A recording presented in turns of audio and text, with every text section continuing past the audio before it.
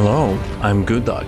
Today I'm collaborating with Paradox Interactive to bring you the new features of Age of Wonder 4's new expansion, Giant Kings. Today we're going to be talking about the Giant Kings. Giant Kings are the titular unit of the Giant Kings DLC, as well as now being the 5th ruler type in the game. Unlike normal rulers, there are 4 different types of Giant Kings you can choose between, although they do have many similarities that all of them will share, including every single Giant King will start with an item forge. Unlike other rulers, Giant Kings give you powerful empire-wide effects based on the terrain that your cities are on. Storm Giants buff you when you're on rivers or water, Rock Giants buff you when you're on mountains or stalagmite, Fire Giants buff you when you're on lava or lava chasms, and Frost Giants buff you when you're on snow or ice. Now this is a ruler modifier, and of course it stacks with every other kind of modifier in the game. Here we've got an Herbalist, which is giving me more income for being an Herbalist, being a Storm Giant, being Primal, having Expert Sailors Society trait, and having Expert Seafarers as an Empire affinity. This will make it so people staring at the faction creation screen with complete choice anxiety will spend even more time here trying to make the absolutely perfect faction. Giant King rulers are very customizable with a lot of different aesthetics you can go with. Two-headed ogre giant, or we can go with a very intimidating looking god of forging giant. There are many different choices you can go with. Giants can be every single class in the game, other than of course Ranger, because I don't think they make a bow big enough for this guy. Once in game, every single giant has the ability to summon a rune that slowly terraforms the land around the rune into their preferred terrain type. The Storm Giant has the ability to summon a Storm rune, which every turn will terraform one surrounding province within 2 provinces into a river. This allows you to, even early in the game, start terraforming the land into your preferred terrain type, allowing giants to play a very terrain-based gameplay. The rune can be put anywhere and everywhere, so long as you have the ability to. You don't have to put it in your own land, you can put it in opposing land, or you can put it absolutely wherever you want. Now giants don't just only sit back and cast runes on the world map. In combat, their stats are actually fairly good, and every giant has the ability to hit multiple targets with their basic attacks, which already do pretty considerable damage. Giants have 2 different abilities that they can start with. Melee giants will start with ranged attack, and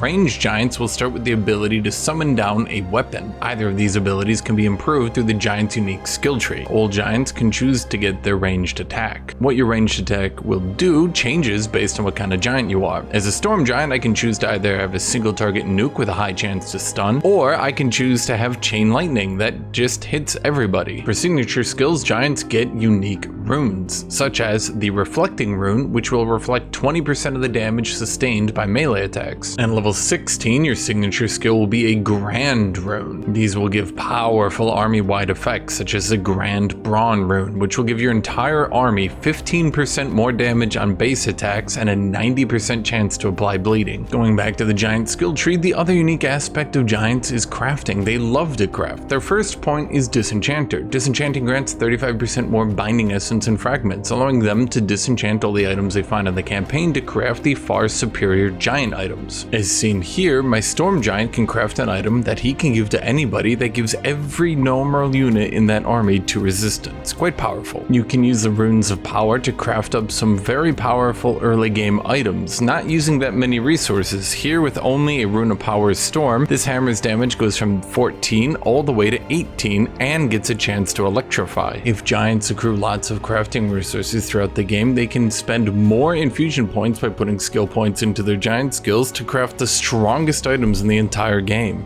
Lastly, to support the giant theme comes a new wonder, the Giant Caller's Altar. This wonder will give 5 Imperium and 30 gold to whoever controls it, as well as an additional 2 Imperium to all adjacent provinces. Imperium's quite a valuable resource, so this will be a very valuable grab. Well everybody, thanks for watching, and the next video is going to be on the shops, faded regions, and landmarks in the Giant Kings expansion, so make sure to subscribe so you don't miss it.